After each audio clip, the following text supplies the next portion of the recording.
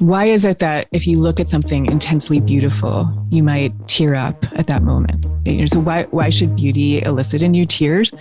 And really what's happening is that in that beauty, you're seeing that perfect and beautiful world that we all want to be part of.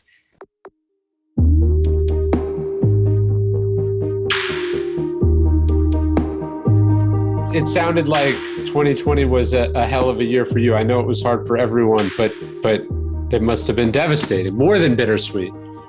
Yeah, 2020 and ever since has been pretty intense for everybody. And for me in particular, in 2020, I lost first my brother and then my father from COVID. So yes, that's been quite an experience. Though, you're probably mentioning that in the context of my having written a book about bittersweetness and a book that has the words sorrow and longing in its title. And yet it's not the case that I started working on this book as a response to that, like me being me. I have been working on this book for over 5 years. It's been a kind of 5-year quest to grasp the power of the bittersweet and even melancholic way of being. And what I've learned is that the bittersweet tradition and art and literature and religion is centuries old, and that we are creatures who are basically born to transform pain into beauty. That's who we are. I was other things. This is what I was thinking before we got cut off before, is that there's something terrifying about the way that happens, that the thing we're thinking about as artists can sort of manifest into reality. Like I was writing Ego is the Enemy when American Apparel imploded, primarily driven by ego, but I'd already been working on the book, right? And that's happened to me a couple times where you're thinking about something, you have this sense that it's a topic that needs to be explored, and then reality brings you way more of that than you could possibly have wanted or be equipped to deal with. And I have to imagine, speaking of sorrow, that you had some experience with it, and then all of a sudden you're drowning in it.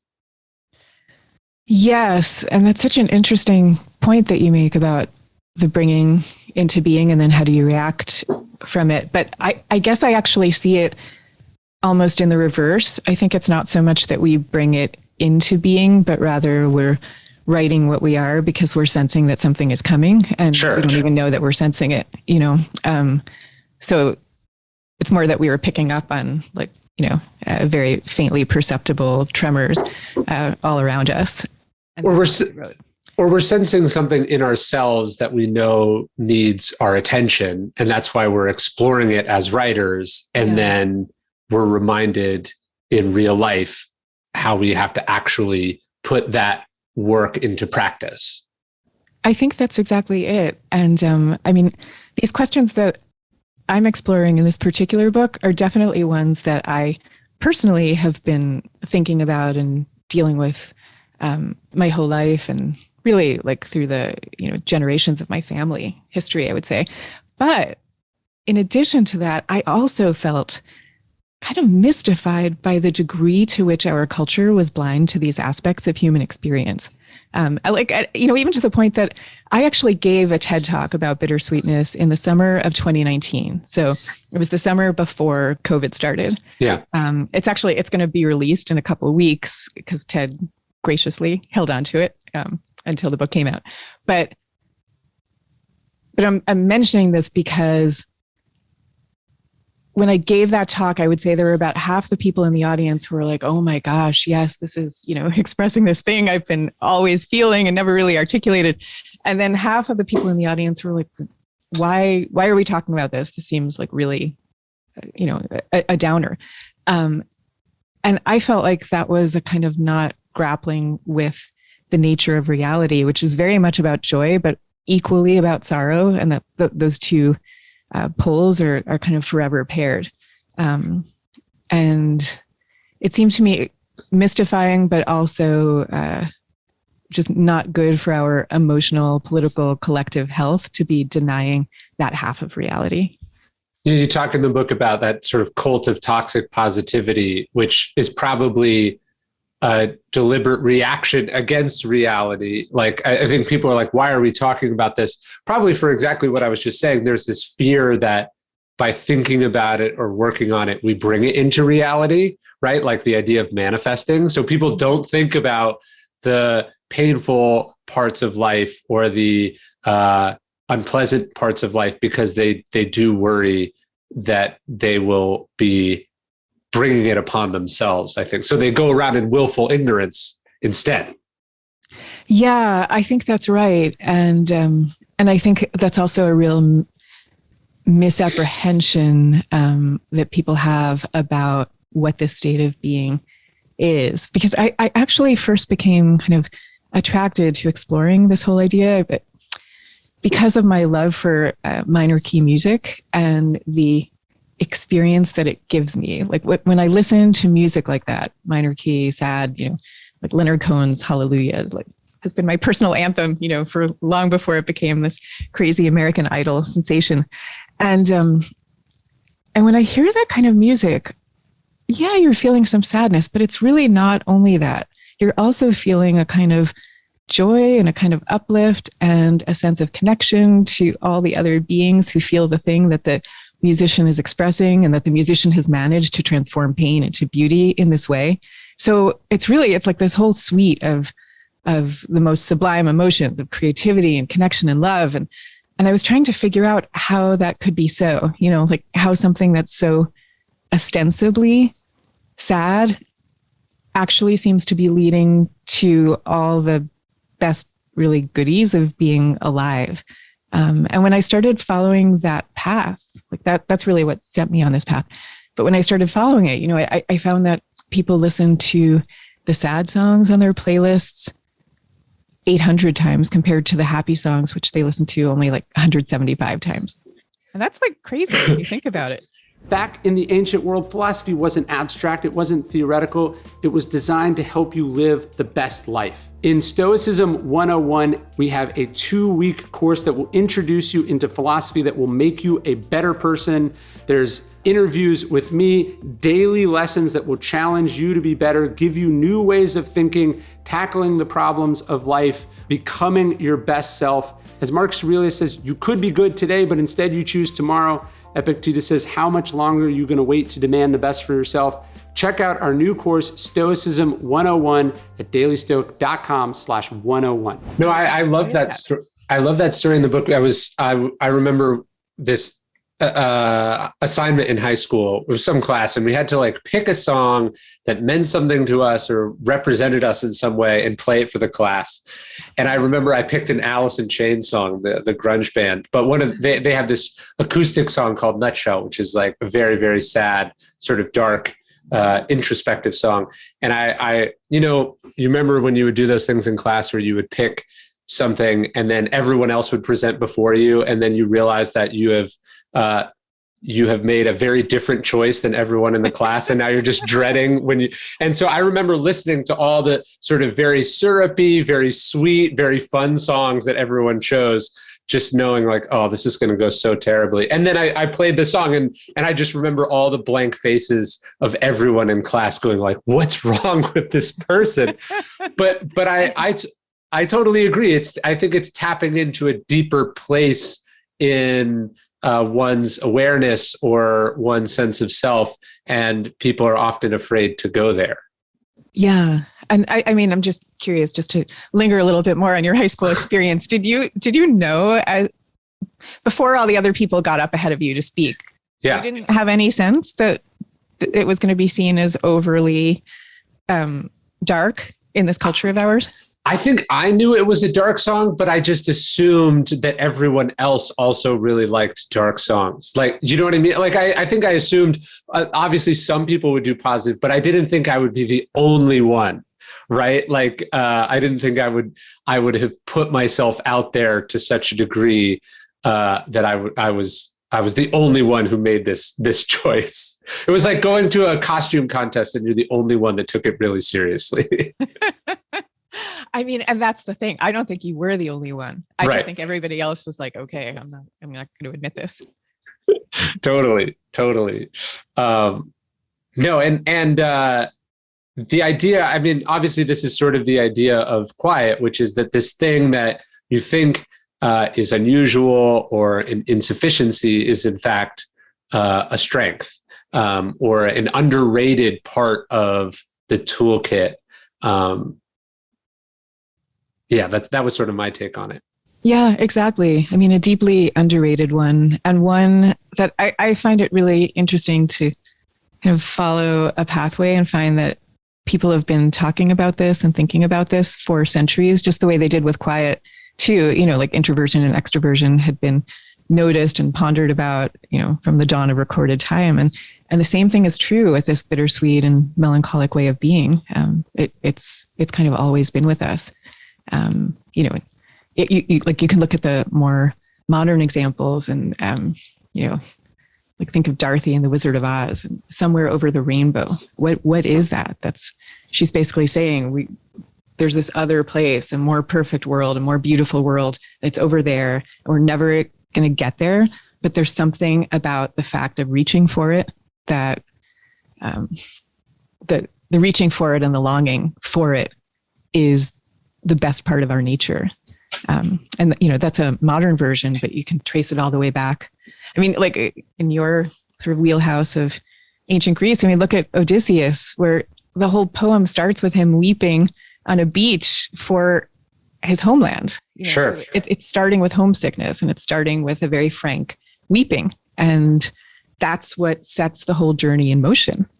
And there's the word in ancient Greece, and I'm probably mispronouncing it, maybe but it's potos, P-O-T-H-O-S, which basically was a way of expressing a longing for something that you dearly love and value, but which is forever unattainable.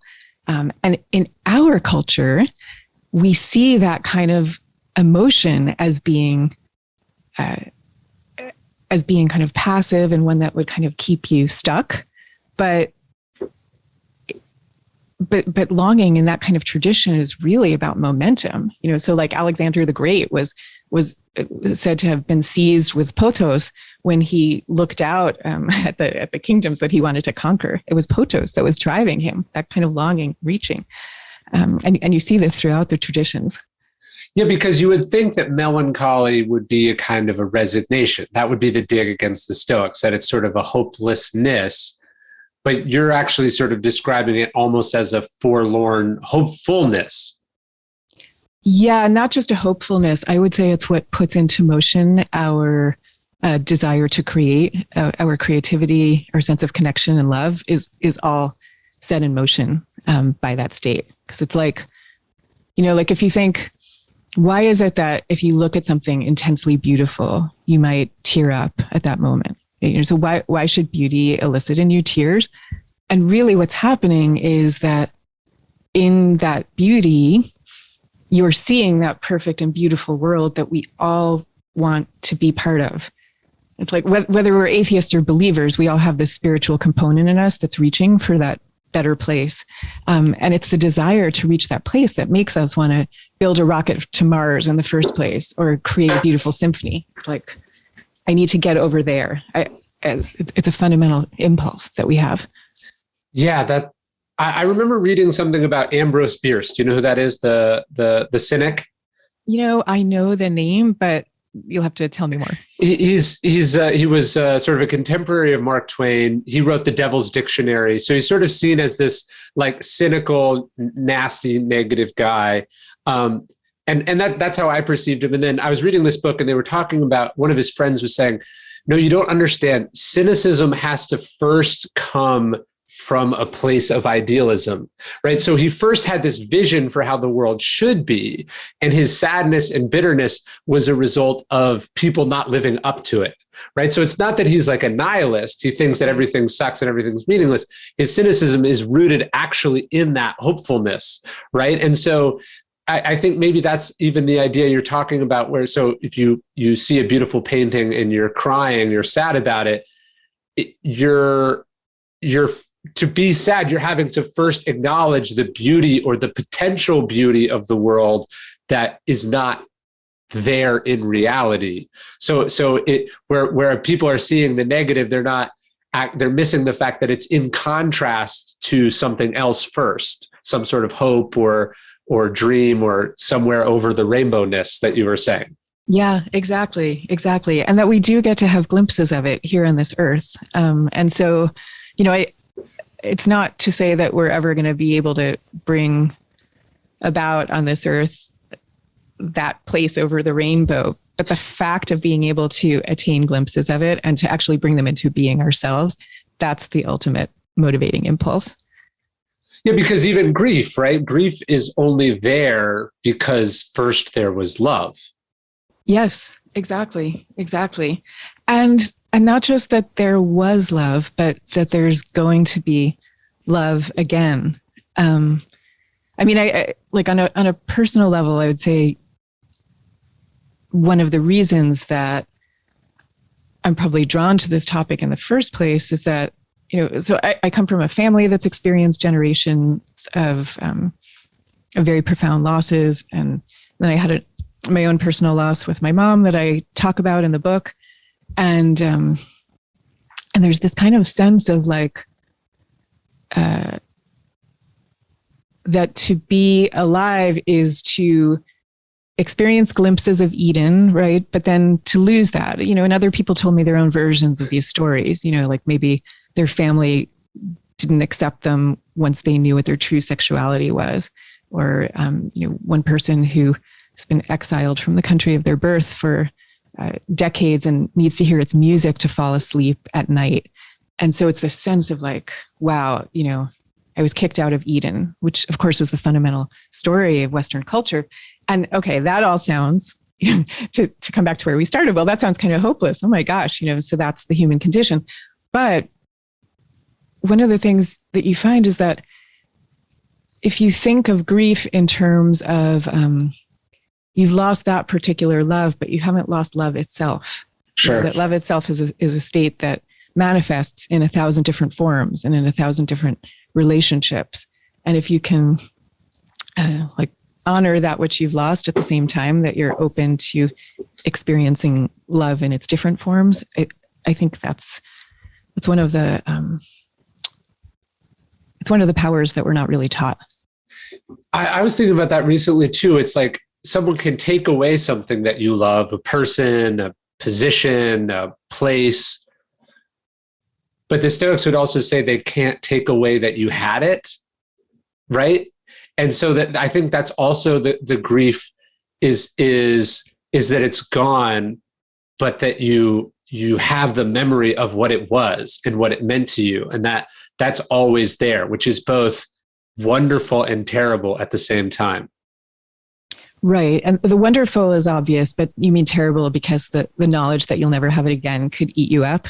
Is that what you mean? Well, and also terrible because you remember how great it was and now it's not there. Right. So it's sort of like if grief was simply the disappearance of someone from your life, that would be sad, but also sort of solve its own problem. It's that you also have the memory and the longing for them. You have the memory of them, which every time you think about makes you happy and then also sad at the same time. Yeah, I think that's right. And I think that, I think one of the things that we need to do as people is accept that is the state of being alive, number one. And, and this is my thing, that we're not really taught that, like as kids, we're basically taught that life is when everything is going well, and that when things don't go well and when we lose people or things or whatever, that's like the detour off the main road. Yeah. As opposed to being taught the main road is both these things. The main road is the joys and the sorrows along the way. And again, just this idea that that which we've lost can actually manifest in other forms. And like, so I told you I lost my father from COVID in 2020, and we were quite close. And it was really my father who gave me my deep love of music. We used to listen to music together from the time I was really little. And the night he died, I listened to a lot of music. Some of the music that he had introduced me to, and just some music in general. And, and I was listening to it at first because I was kind of hoping to find him there in the music. And I don't feel like I found him there. I felt like he was still gone.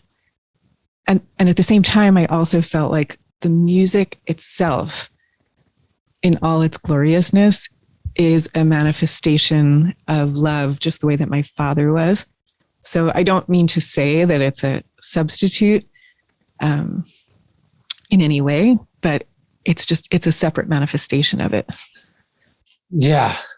It's what you were just saying about the sort of detour. It makes me think of this expression that we've all heard a million times in the pandemic, which is like, I can't wait for things to go back to normal.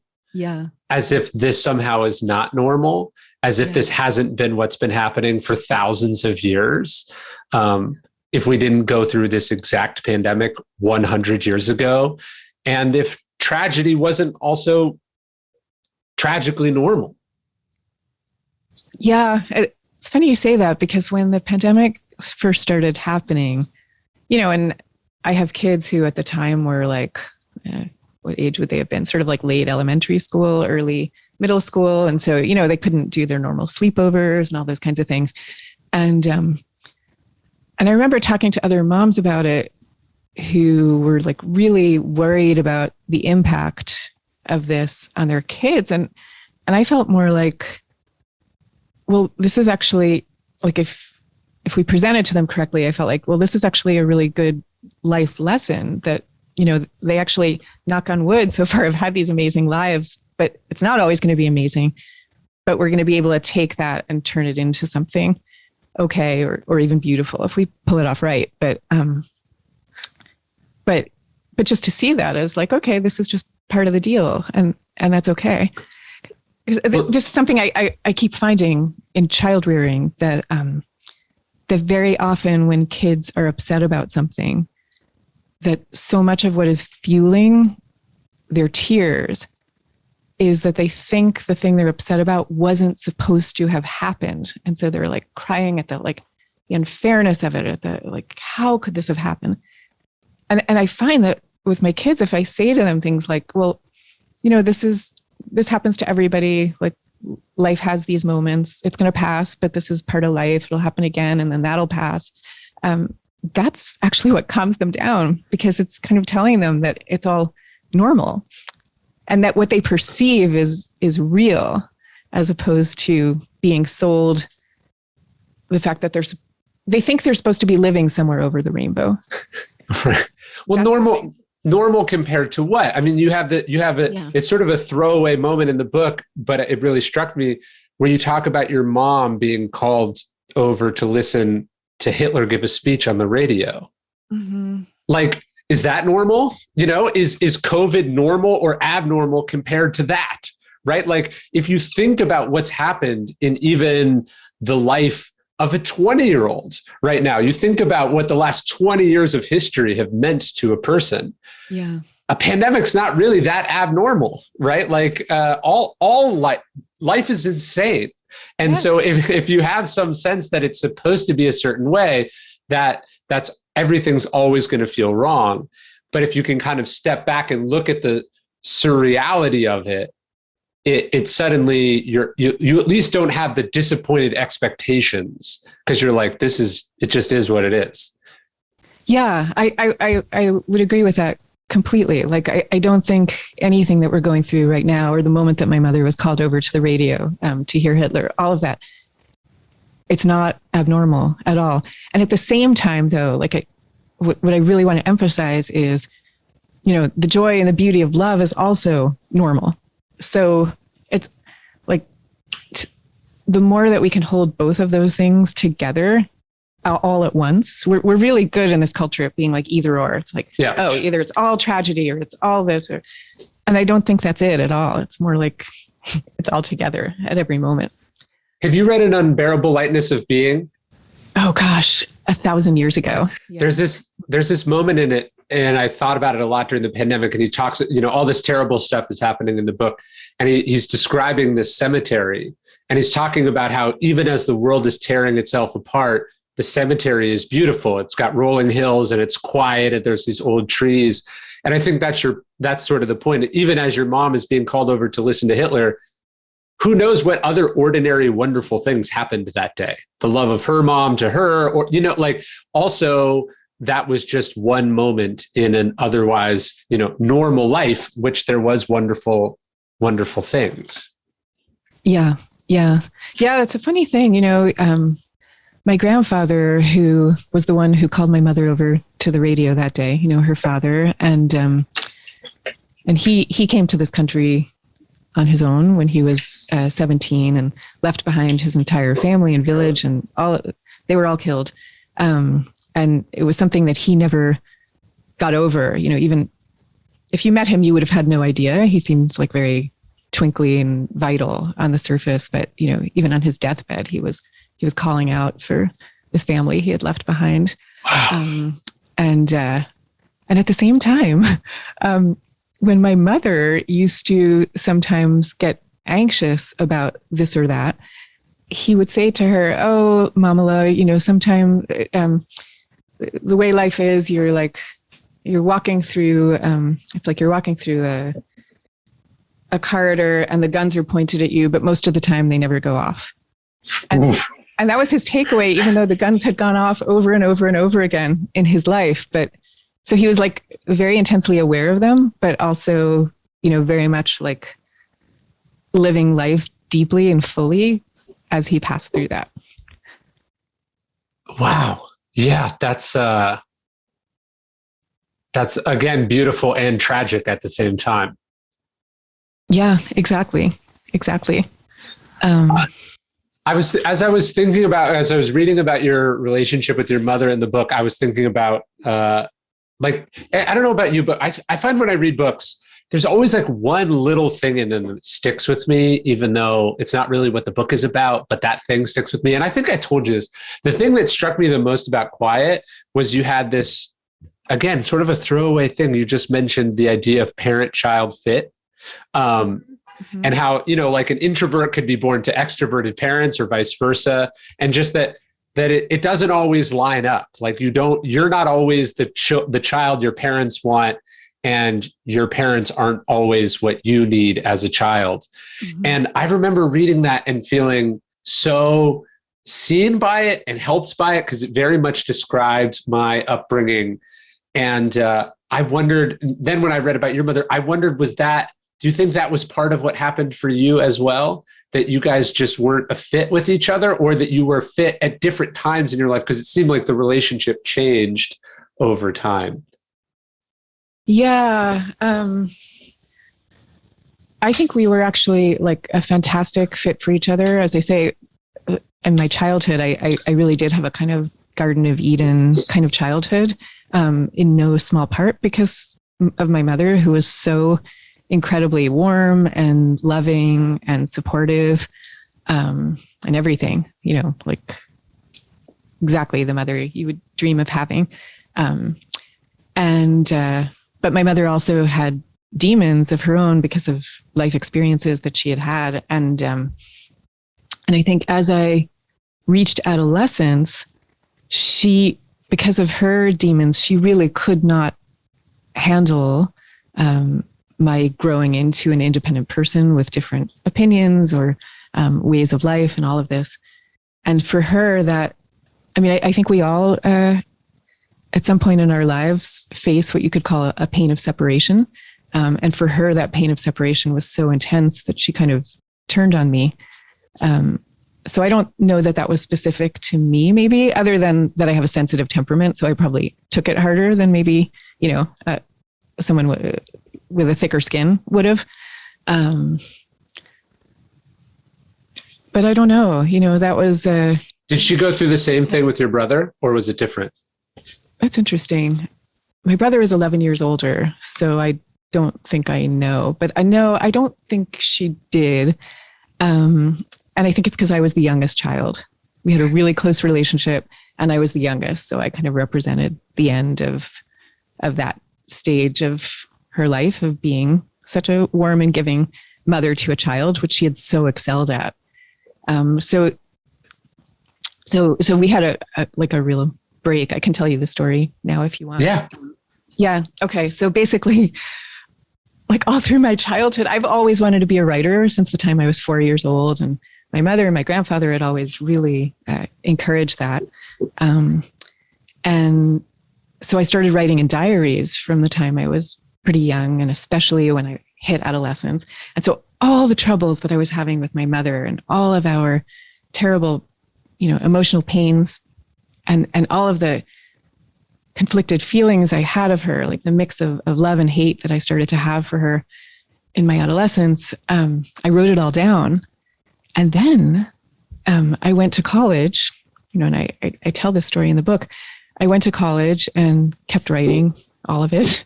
And my parents came to pick me up from school at the end of freshman year. And for some reason, they had to take my stuff home with them. And I was going to be staying on campus for a few more days. And so they took all my bags. And then like at the last minute, I could still remember doing it. At the last minute, I take this stack of diaries and I hand them to my mother and say, oh yeah, can you take these too? And Freud would have a field day with that moment in time because on a conscious level, I had no idea of what I was doing. I was just like, yeah, these are some things. And my mother's super trustworthy and she would never read them. So here, take them. And I was so unaware of what I was doing that when I got home a few days later and my mother wasn't speaking to me, I still wasn't sure what the reason was. I remember calling a friend and saying, do you think she could have read my diaries? And of course she did. Of course, yeah. Yeah, yeah. And so I write in the book for years after that moment, like we were still mother and daughter and still saw each other at holidays and still said, I love you and all of this, but it was never the same. And I felt emotionally motherless after that, to the point for years I couldn't really speak of my mother, like even to say my mother grew up in Brooklyn. I couldn't say that without crying for years and years and years. And over these last 5 years, partly through writing this book and partly because my mother now has Alzheimer's and has forgotten all our years of strife and remembers only our fundamental relationship, it's like the mother of my childhood is back. And we're incredibly, she has a limited way of interacting now with the Alzheimer's, but her loving soul, sweetness, the warmth, everything is all back. So we've had a real redemption. You could say love returned in another form. It's in the form of mediated through Alzheimer's, but it's very much there. But there was also something about the process of writing this book that really cleared me to the point I'm not struggling with tears as I tell you this story, the way I would have been a few years ago. It's almost out of a movie where like everyone knows what's happening, but is powerless to stop themselves from doing the thing that they know will sever the relationship. Both you and her. She must have known what was in the journals, right? Like there's no reading of the journal that's going to improve the relationship. And yet she can't stop herself from doing it, just as you seem to be incapable of considering what handing them to her will mean. Yes. I think that when you get to it's almost like what you were saying at the very beginning of like anticipating something before it's actually happening, because you're feeling the vibrations before it actually happens. And so I think we both knew what the truth was. I think I unconsciously probably was like desperate to tell her the truth of my feelings, things that I felt I couldn't express because I thought she couldn't really hear them. And she probably knew it too and she knew on some level what the feelings were, whether she read it or not. I think there's so much that we sense intuitively without even articulating it to ourselves. Yeah. And then the sweetness of her coming back is also to me an indictment just of how much we get in our own way as far as like what what actually matters. Do you know what I mean? Like with our own kids, with people, with work, like we know what's actually important, and we know that this other stuff is just clogging it up, and yet we can't. An illness has to come in like a wildfire and burn all that stuff away for it to get back down to the essence of what's actually important. And then I forget exactly what the line is, but what she said to you was just so overwhelmingly sweet and kind, and shouldn't be hard to say, and yet it's like the hardest thing in the world for people to say. Yeah, and that's such a smart way of looking at it, because I don't know if you've ever experienced anyone with Alzheimer's. It's the first time that I have closely.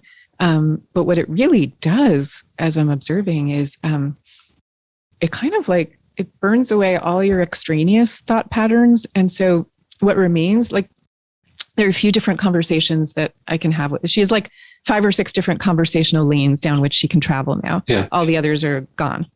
And the main conversational lane down which she travels now is the one of love. It's like, she's so sweet. She's so loving. All she wants to do is express love. That's all she wants to do, really. And that's how I remember her. Like that's actually who she is. I feel like her essence has been returned.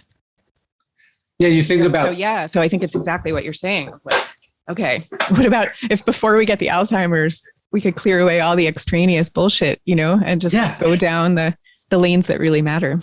Yeah, because none of it really matters. We just tell ourselves that it matters. All the stuff, about where Thanksgiving is going to be, and how could you have said this, or why did you do this, or we just let all that stuff get in the way. Yeah. And I think it's partly because we're afraid. Well, what if I tried to? I don't mean me, but what if one tries to like say, you know what? I'm sorry for everything that happened, and let's start again. You're like afraid of how the other person will react. You're afraid that they won't say, yeah, let's start again, and I accept your apology. And instead, a ton of bricks will come raining on your head, or whatever. I think there's all kinds of fears that get in the way, which is where your Stoicism code of courage would probably really come in handy. Yeah, isn't that the Brene Brown thing, that basically the scariest thing in the world is not like rushing into battle, it's just being the slightest bit emotionally vulnerable? Yeah, I think so. I think that's right. But that's the hardest thing to do. And we don't do it, even though we know at the end of our life, that's all that we're going to care about. That's all that's going to matter, is those relationships. And yet we don't want to lay this other stuff down, because I don't know why, but we just don't. Yeah. And I don't know, my experience was an interesting one, because as I say, during all the decades between adolescence and now, it's not like my mother and I didn't have a good relationship. Like we still saw each other. If you'd seen it from the outside, it probably would have looked pretty regular. Yeah. It was just, I knew that the core of it had been hollowed out. And as I say, I had a grief about it that I could not come to terms with until 5 years ago. That grief is something I've been going through myself. The grief of that it wasn't what you thought it was, or that a person was different than how you thought they were. That, like, I think we tend to only think of grief as being this thing that you feel when someone dies or something ends. Yes. But the grief about, what you thought your childhood was, and now you see it from a different perspective, or who you thought you were, or what you thought was important, or whatever. The grieving of someone who's still alive is not something we talk very much about. Oh my gosh, that is such an important point.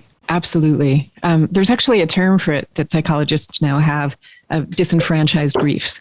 Like all the different griefs, as you're saying, that like we might feel equally as intensely as the death of a beloved, but they're just not given the same degree of acknowledgement.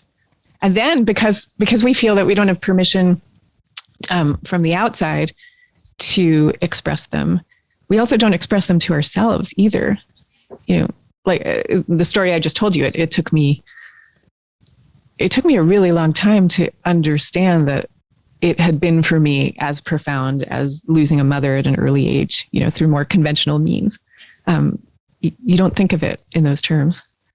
How has that shaped how you think about these things with your kids? Like thinking about this with my own parents, it's like, I think so much of what I'm trying to do is just not make some of the same mistakes, not prize certain things that don't actually matter or get caught up in certain things that don't actually matter.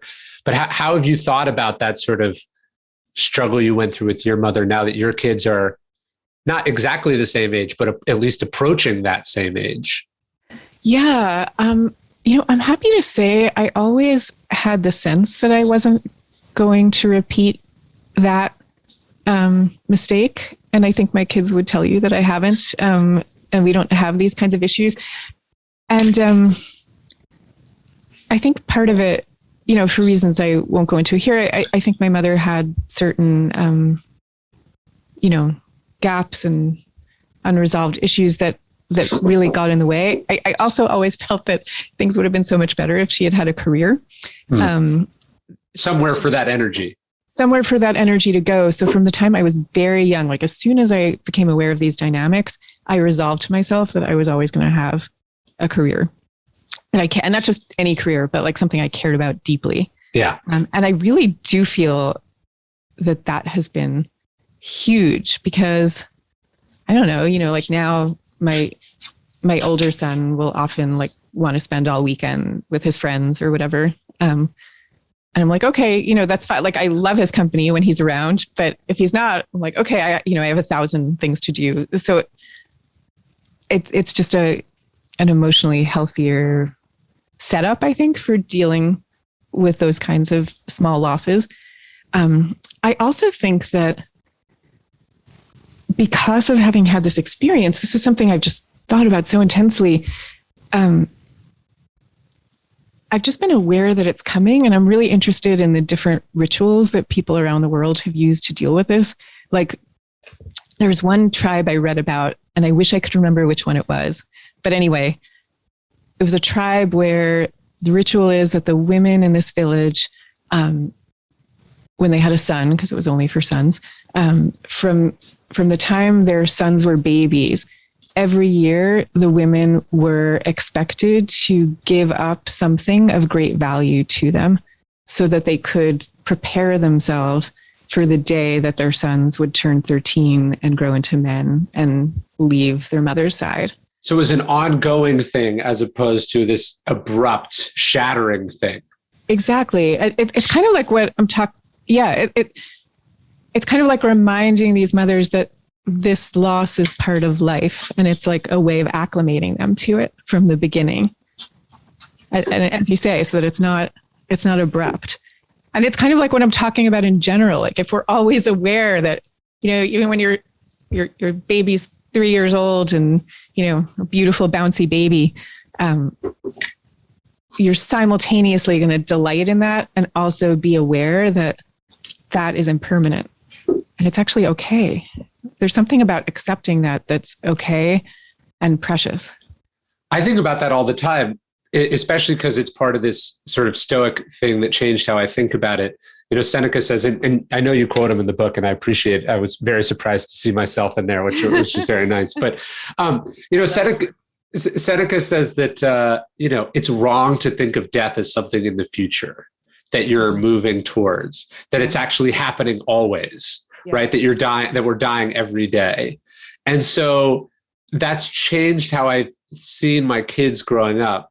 So instead of being like, obviously I love every minute of what they are, but there's, to go to your point, there's a bittersweetness every time I notice like, wow, they are so cute right now. Or this is this is the sweetest thing ever. I love this so much.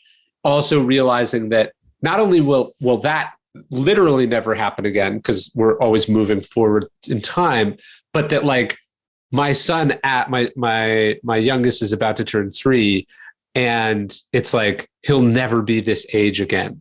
That like every benchmark is also moving away from what I love and who he was. And that's wonderful because he's getting older and we can do more things and there's more possibilities. but he's also not going to let me put him down to bed that many more nights. Right. Yeah.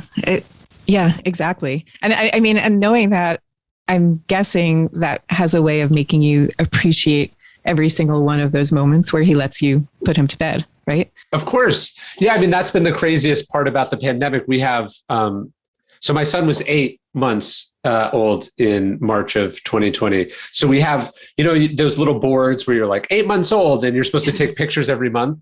Well, like, because the world exploded, we just stopped doing that. So it's just there, just sits in the corner of his room. And it's like, your watch broke or something. And so it's like this weird memorial of thinking, like, now I have some sense of how long the pandemic is always, because I can just do the math in my head. But what I think about the last 2 years is like, always like, we'll never have this much time again. Because my oldest is about to start kindergarten, and then my youngest will probably send to daycare at the same time. So we had, because of what happened, we just had 2 years together that ordinarily they would have been going to stuff and we would have been, at home by ourselves. We had just had so much more time than we otherwise would have. So that's wonderfully sweet, but it's also bitter because it is abnormal. That's not how the rest of their life can be. Right. And then at the same time, as you say, like each new stage is going to hold some other delight. Yeah. I'm excited for him to go to school. It's important that he goes to school, but I also don't want him to go. Right. No, I totally understand that. Though I can tell you, my kids now are 12 and 14. And I really do feel like it just gets better and better with every age. And I don't know, and then there's the part of me, even as I'm saying that, I'm like, well, there may come the day when they're really just fully grown and then you won't feel that way. But I don't really think so. I think there's a way to feel like the sorrow at the loss of, well, that which was will never be again. But like every stage can be great. And David Yaden, whose work I quote in my book, he's actually found that it's when people are in the transitional moments of life, and even the really difficult transitions, like the divorces and even the end of life, that those tend to be the times when we experience the greatest sense of meaning and communion and awe. And I think that there's a lot to that. Do you think it's because they're so uncertain and unfamiliar that we're actually forced to be present for them? Yeah, I think it's something like that. You're not on autopilot as you're going through a divorce because you're having to do so much, You're having to do so much. And I think you're kind of like broken open in a certain way. And so you're just that much more like absorbing of everything that's coming to you next, which isn't to say it's not like incredibly, distressing as it's happening. Sure. It's just, there's this other side to it. Well, so to me, the wonderful part of quiet is that you're basically saying, hey, this thing that maybe you're insecure about, your introversion is actually a superpower, that it gives you all these things. So if we take, I'm sure there's someone who's hearing the stuff we're talking about sort of the bittersweetness and going like, that sounds like a lot of work, or that sounds very painful. Wouldn't it be easier just to be oblivious to all of it, or to be so happy that you don't notice the bitter side of things? What do you think the superpower of, or the benefit to this bittersweetness is? Like, what does it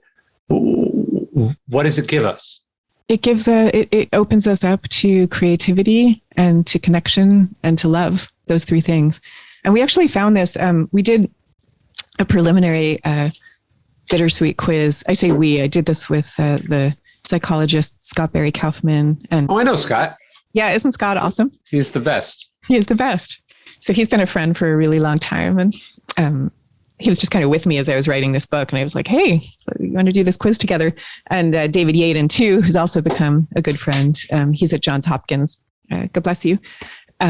Studying psychedelics and so on. And anyway, we found that people who are in a bittersweet state of mind, because you could kind of come and go from that state of mind. But if you're in a bittersweet state of mind, you're more likely to also be in states of mind that predispose you to being creative and also to experiencing states of like meaning, awe, spirituality in general. I'm saying spirituality in both secular and religious terms. I'm going to grab something. Yeah, sure. Well, as I was reading her book, I'm sure you've read it. Have you read Lincoln's Melancholy?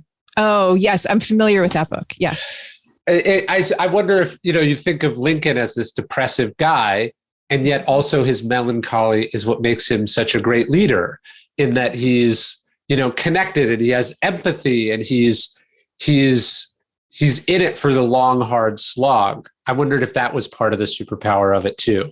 Oh my gosh, that's such a huge part of it. Absolutely. And I know like nowadays the way these words get tossed around, like empathy and so on, like it could almost make you roll your eyes after a little bit, but there's a non-eye rolling way to look at all this. And I actually, the chapter where I talk about this, I quote from the poet Naomi Shihab Nye, who talks about how sorrow is the experience. You can't know kindness without experiencing sorrow first. Sure. It is what gives us empathy, like the ability to know what that is. And there's actually an evolutionary reason for this. Like Darwin was wondering about this 150 years ago. He was like, so Darwin was this incredibly melancholic character. He was very gentle, melancholic. He was like, his father wanted him to be a doctor, but he was horrified by the sight of blood. So, he went off to the Galapagos and he was both simultaneously sort of horrified by the ability of humans and other animals to be as cruel as we can be. But he also thought that the sympathetic instinct in mammals and in humans was actually our strongest instinct. And that it came from the fact that mammals have to care for their crying children the way that they do, or their defenseless children. And you could say, well, that helps, that instinct of ours to respond to the cries of our infants, maybe that's really just limited to the infants themselves and not to other people's babies or not to, grown-ups. But that doesn't seem to be the case. It seems to be that instinct radiates outward from there. And I think actually the great challenge for our species over the next century is going to be to figure out how to extend that instinct ever wider. But we seem to be built for it. So like the psychologist Dacher Keltner has done all kinds of amazing studies looking at this stuff. So just one example, we have, all of us, a vagus nerve, which is the biggest bundle of nerves in our bodies. And it's an incredibly fundamental system, like it governs our digestion and our breathing and sex drive and everything. And also your vagus nerve, when you see another being in distress, your vagus nerve responds. So it makes you respond as if it's your own distress and you want to alleviate it. And that's kind of amazing if you think about it, because it's telling us that this capacity to respond to the sorrow of other beings it's that fundamental as much as our ability to breathe. But you can only do that if you've been opened up to what sorrow actually is and not closed yourself down from it the way we're taught to do. Yeah. So it's almost like the sorrow that we experience or the pain that we experience, you could see it as it's like invitation to a club, because now you know a little bit more about other people or what humans have always gone through. There's the Aeschylus line about how we suffer into wisdom, that the pain of that. I think Robert Kennedy quoted this when he gave that extemporaneous speech about Martin Luther King's assassination. He's talking to this crowd that's about to turn into a violent mob. And he's like, I know what you're feeling. My brother was just killed the exact same way. Yeah. Right. And so that the loss and the pain of what we go through would be awful if it wasn't also helping us connect with other people in a way that isn't possible through essentially any other way. Yeah, that's right. And at the same time, we also have to make an active choice to do it, because Sure. if you look around, it's like you see people who have experienced some terrible sorrows, and some of them will go in the direction of not acknowledging that and not trying to transform it into something better and more beautiful, but instead taking out those sorrows on other people. So, like they've been abused and then they abuse in turn, or whatever it is. I think that it can harden you instead of open you. Exactly. So I think when we meet those crossroads in our lives, like when the real difficulties come to us, I think those are really crossroads moments where we really have a choice. Are we going to get hardened? Are we going to take them out on others? Or are we going to actively look for a way to transform it into something else? That's really the key question. Yeah. Yeah. The Stoics talk about, Marcus Aurelius says, a strong stomach digests what it eats, and a fire turns everything that is thrown into it into flame and brightness. But as I've thought about it, that's not totally true, right? Like a weak fire gets put out by what you throw on top of it, right? Like if you ever started a fire and you get too excited, or you put too much wood, it just you put out the fire. So you need something in you that's strong enough to consume, and to consume it into fuel. It's as you said, it's a choice, or it's a skill. It's a skill. I really like that, to say that it's a skill, and to give ourselves a break if we don't acquire that skill right away. So like I'm thinking of the life story that I talk about in the book, or the childhood story, let's say, of Maya Angelou, who, had been through a childhood of really just unspeakable pain. Sure. Her parents had sent her and her older brother away to distant relatives with signs pinned on their chests that said, "To whom it may concern." And she was raped when she was, I think it was 8 years old, maybe 9. Terrible racism of the era. So all of that. And especially after she had been raped and she told people about it, the man who had raped her was killed by others who were so angry at what he had done. And so she started to feel that the very act of speaking could cause someone to die. So she stopped speaking, like literally for 5 years. She did not talk to anybody except her brother, like not one word. And like her story could have ended there, or with something close to that, or she could have grown up to take out those abuses on other people. But instead what happened is she met a woman named Bertha Flowers, who took her under her wing and who saw how much she loved to read. And she introduced her to A Tale of Two Cities, the book. But she also like spoke the words of the book out loud. And for the young Maya, she heard those words as a kind of music that she wanted to, like she was reaching for it, that longing thing. And that's what started her writing and then speaking, and she starts writing, memoirs and poetry and all of it. And to me, like another amazing detail of her story is that a whole generation later, there's another little girl who reads the book that she wrote of I Know Why a Caged Bird Sings.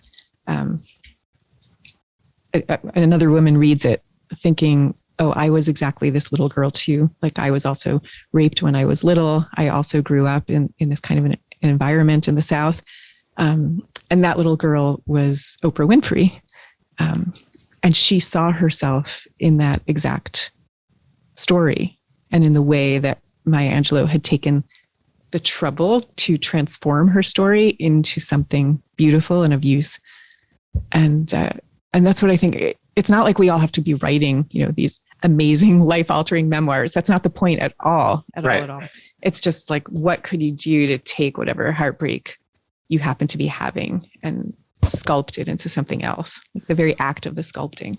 Well, no, and that's Lincoln. Lincoln doesn't write anything, but his painful life and his terrible childhood and then the loss of his own child, it makes him exactly who the country needs in this time of grief and strife and death and the mighty scourge of war, as he calls it. Yeah. You can take what you've gone through, and then B, either what you need or someone else needs as a result of that. If you choose, you could also go inward as a result of what you experience, and as you said, become hardened or awful or selfish or, part of the problem. Yeah. And I think it's also important to say there's also a kind of way station. Like, you could go inward and not take it out on anyone else, but sort of not be ready to come out the other side. Yes. And that takes a while. And it takes a while to come out the other side. And that's okay too. Yeah. And I've got to imagine for you, 2020 isn't, you don't just flip a switch and you go, oh, this is wonderful, because it wasn't wonderful. It was painful and terrible. And so I imagine that that's sort of the journey that you're on now. The book, I'm sure, helped, but I'm sure you're on it still. Oh, yeah. I think I'll be on it for the rest of my life, as we all are with everything that comes our way. Yeah. And that's the other side of the rainbow of it also.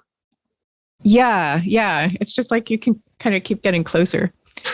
I mean, I literally remember like when I first started writing this book and I decided I was going to write the whole story of what happened with my mother. I remember sitting and having lunch with Gretchen Rubin, also an author.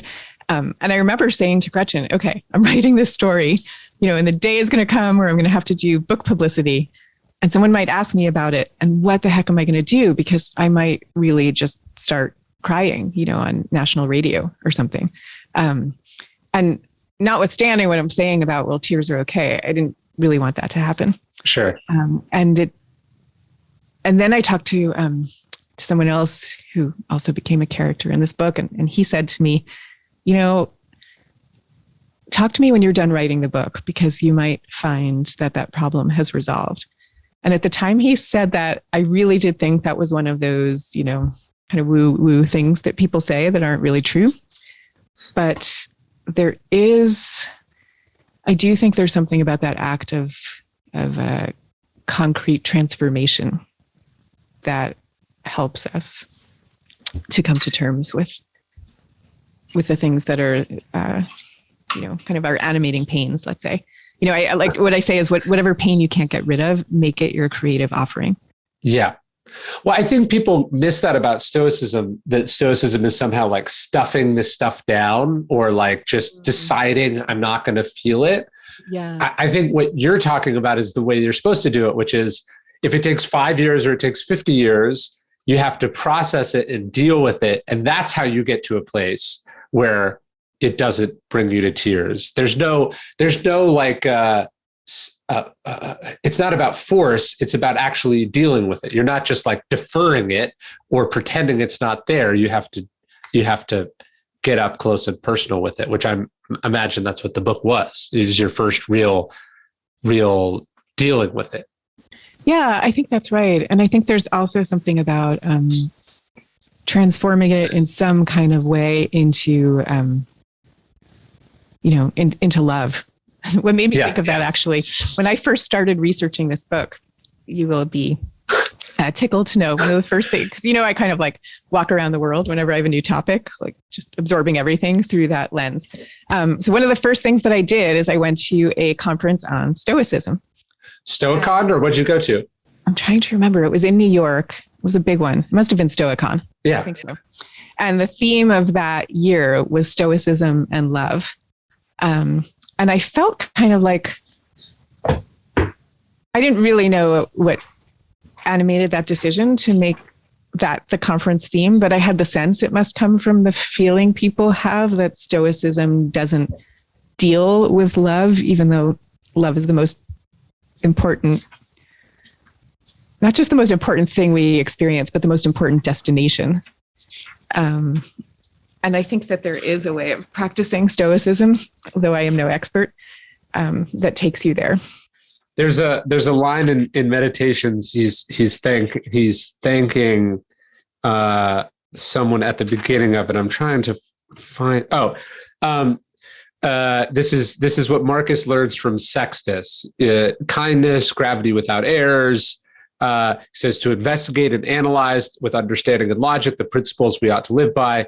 And then he says, not to display anger or other emotions, to be free of passion, yet full of love, which is to me the paradox of it. How are you free of passion, yet full of love?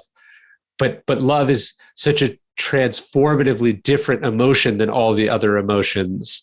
I think they're saying that it's somehow different and much more okay. I mean, maybe it means free of the fiery passions. Like there are other kinds of passions too. Yeah, I think it's like to be free of anger or lust or resentment or jealousy or fear. But love is a calming, open, vulnerable, accepting emotion that I think is just different than all the others. Yeah. No, I think that's right. I mean, it's interesting what philosophical tradition we end up being drawn to and why.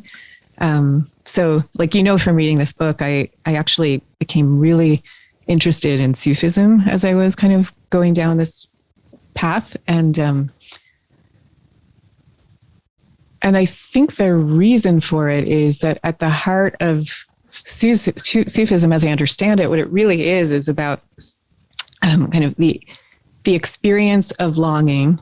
But what you're really longing for is love, not in the sense of, I want the perfect partner, although I guess that's too. It's sure. That too, but it's bigger than that. But it's the idea that the act of longing is what takes you there. And the great Sufi teacher, Llewellyn Vaughan-Lee, whom I met through this process, he talks about how longing is the feminine expression of love, because it's saying, fill me up. I'm the cup waiting to be filled up, is the way that he puts it. And that because the feminine aspect has been so undervalued in our culture, we don't pay attention to the power in it. We devalue that power. But that was an expression that I just instinctively found like incredibly empowering, and it answered a lot of questions for me. I've also found. Can I read you something? Please. Yeah. Okay. So there's this one famous Sufi poem called Love Dogs. It's by the 12th century poet Jalal ad-Din Rumi, who's actually, I think, now the best-selling poet in the US, which is kind of interesting. I'm pulling this down off my wall. Hold on one sec. Ooh. Okay. Oh no, I pulled the wrong thing. Okay, now I got it. So this is a poem that's about a man who is praying to Allah, and then a cynical guy comes along and says, "Oh, what are you praying for? Did you ever get an answer back?" And he thinks to himself, "No, I never did get an answer, so maybe this whole thing isn't worth it." And he falls asleep. And while he's sleeping, the figure of Khidr, who's the guide of souls, comes to him and asks him, "Why did you stop praying?" And he says, "Well, I never got an answer back." And the response of Khidr in this poem to the problem of not getting the answer back, he says, "This longing you express is the return message. The grief you cry out from draws you toward union. Your pure sadness that wants help is the secret cup." And, those lines, to me, it's like I wrote a whole book, or you could read this. To me, that says it all. No, I totally agree. And I feel like one of the things that I've found as I've gotten older, particularly the last 2 years, you go back to these poets or philosophers or religious teachers. And I think before you think of them as just thinkers about big ideas or whatever. And then you read Marcus Aurelius during a plague, who was writing during a plague, or whomever, and you realize, these were also human beings who experienced the exact thing, right? Like analyzing Marcus Aurelius, knowing that he'd lost, several children before adulthood. And then you go, he's clearly grieving in this moment and writing to himself something about grief or loss or pain. And that these philosophers weren't just thinking about these things abstractly, but they're real human experiences, pain and loss and fear and all of that was informing what they were writing, it just gives a whole other layer. Like understanding that Lincoln was also a grieving father helps you understand what he was saying in the second inaugural address or whatever.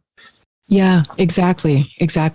And that's what I think, I mean, coming to music where we were talking about all the way at the beginning, I feel like that's why music speaks to us the way that it does, because it tells us without words that the musician who's expressing these things has been in that place, him or herself. And then they're taking the trouble to transform it into something glorious. But they're kind of reminding you. That's what drives me insane about music, is that the person is able to, in 3 notes, get to a place that would take 500 pages of writing. You know what I mean? It's so it's both magical and so frustrating. It's not fair. Oh gosh, I don't even think to try. Like I think of all the media, music is by far and away the highest, and nothing else can come close. Like to me, it just touches the source. Yeah, or that poem in 3 lines could be, a book that took 6 years of your life. You're just like, it's not fair. It's how can they distill it down and at the same time make it so evocative that it could touch in the way that it touches. Yeah, I mean, yeah. To me, it's just it's the most glorious thing. It's magical. Yeah. Well, this has been amazing, and I loved the book. I love both of them. They're both must reads, and you're amazing. And I'm so glad we got to talk. Thank you so much. Yeah, I love talking to you so much. We should be doing this more often. I know we should. We end up talking on the phone like every 2 years about this or that, but we should do it more regularly. I'll take you up on that for sure.